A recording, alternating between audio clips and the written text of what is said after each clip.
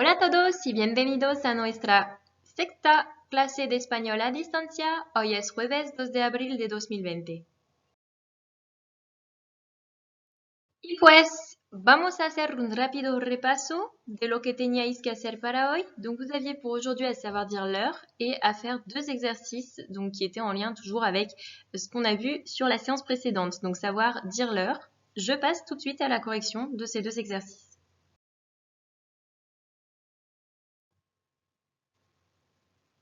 Corrección de los ejercicios. Primer ejercicio es o son completa con la forma y el artículo adecuados. Donc il fallait choisir entre es ou alors son. Hein. Je rappelle que donc pour savoir si on choisit es ou son, ça va dépendre de ce qu'il y a derrière. Donc dans 3 cas, on utilise es, soit quand on veut dire midi pile, minuit pile ou 1h, que ce soit du matin ou de l'après-midi. Hein. 1h et jusqu'à 1h30, hein, 1h05, 10, etc. jusqu'à 1h30. Après, quand on va commencer à vouloir dire 1h35, là, je vous rappelle qu'on ne peut pas dire 1h35 en espagnol, mais 2h moins 25. Hein. Et donc, à partir de 2h ou 2h moins 25, plus exactement, de 2h jusqu'à midi, eh bien, on utilisera son. Alors, le premier, donc, ici, c'était midi pile, donc on devait utiliser forcément es mediodía. Le B, son las 12 en punto. Hein. Il est, donc on dirait midi ou minuit, là on ne sait pas, hein, c'est 12 heures. Pile. Son las 6:30, il est 6h30. Alors on n'a pas forcément précisé de la mañana ou de la tarde. Hein. Donc ici de toute façon ça ne changeait rien, c'est toujours son. Ensuite, deuxième exercice, da la hora de cada reloj, no olvides el verbo. Donc il fallait indiquer l'heure de chaque horloge et ne pas oublier le verbe, hein, donc c'est-à-dire es ou son. Alors, première horloge, es la 1:25 de la tarde. Donc ici, je vous rappelle qu'on ne peut pas dire il est 13h en espagnol, puisque nous avons un système à 12 heures. Donc ça va de 1 à 12. À partir de 13, on va préciser en fait qu'il est 1h de l'après-midi. Donc ici, es la 1:25 de la tarde. Si vous ne mettez pas de la tarde, ben, on ne sait pas si c'est l'après-midi ou le matin. Donc attention à ça. Hein. B. Son las 8 en punto de la mañana, il est 8h pile du matin. C. Son las 5 menos cuarto de la tarde, il est 5h moins quart de l'après-midi ou alors 16h45.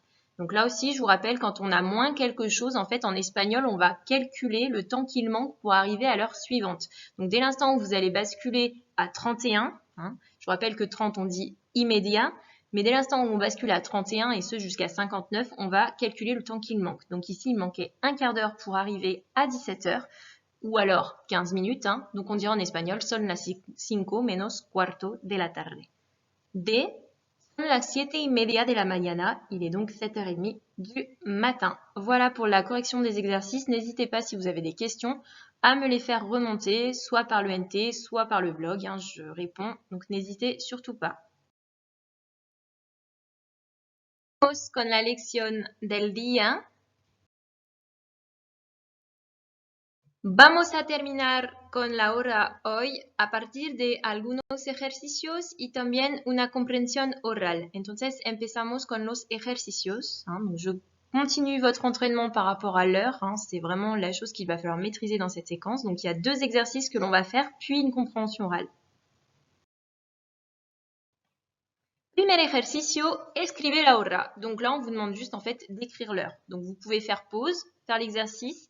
Je vous mets le deuxième exercice tout de suite derrière et ensuite on fait la correction. Donc ça, c'est le premier. Escribe la hora numéricamente. Donc vous devez écrire cette fois l'heure avec les chiffres, hein, d'accord, pour chaque phrase. Je vous laisse faire vos exercices. On se retrouve ensuite pour la correction. Donc vous pouvez faire pause, faites vos exercices et ensuite je corrige. Correction de los ejercicios.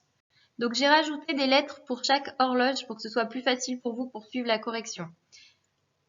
Pues, primera hora, reloj A, donc horloge A, son las 3 en punto. Donc là, il fallait dire qu'il était 3 heures. Alors, j'ai pas précisé de la tarde, de la mañana, parce qu'on ne sait pas, hein, mais je vous rappelle que ça, il faudrait le préciser. Là, on ne sait pas. Donc j'ai juste mis son las 3 en punto, mais il faudrait dire son las 3 en punto de la mañana, son las 3 en punto de la tarde.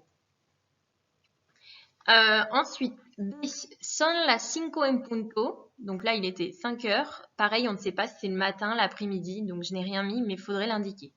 C, son las 6 en punto. Même chose, on ne sait pas si c'est le soir, le matin, hein, donc 6 heures, pile.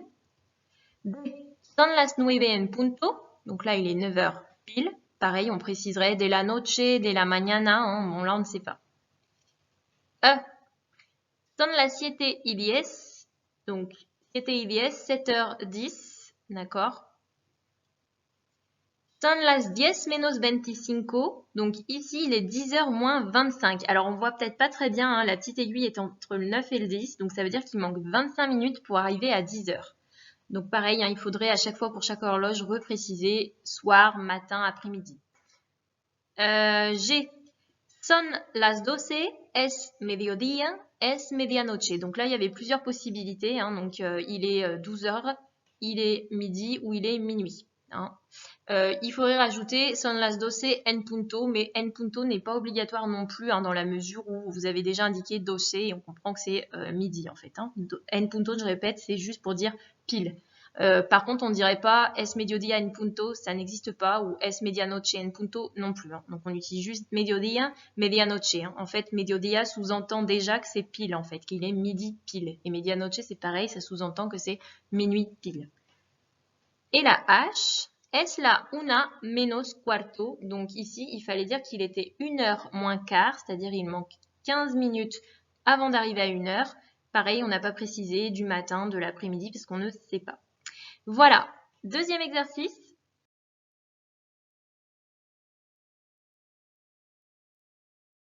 Exercice, il fallait écrire l'heure en chiffres. Las clases empiezan a las 8:20.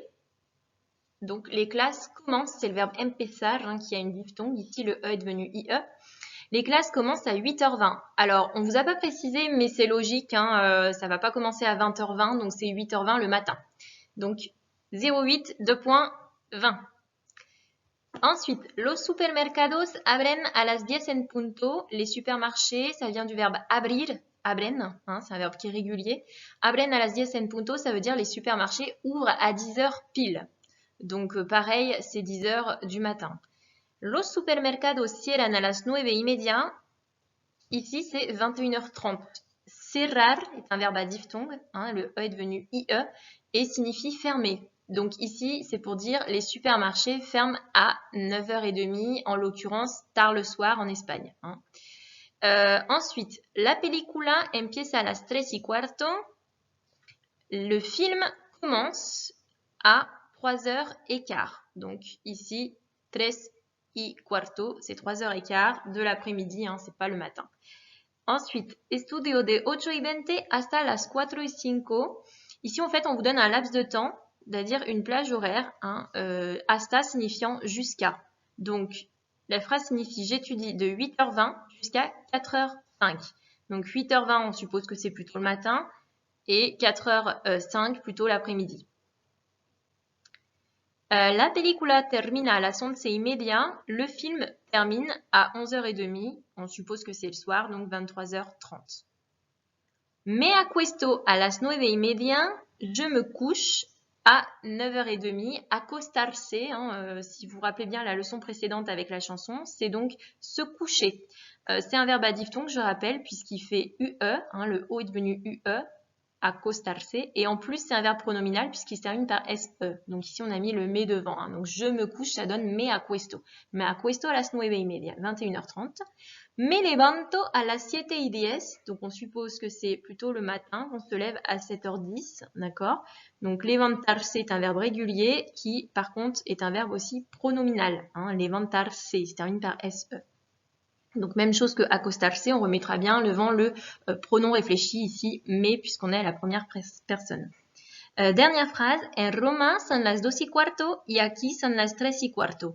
À Rome, il est 2h15 et ici, il est 3h15. Alors, il y avait plusieurs possibilités parce qu'on ne sait pas à quel moment parle le narrateur, enfin celui qui dit cette phrase.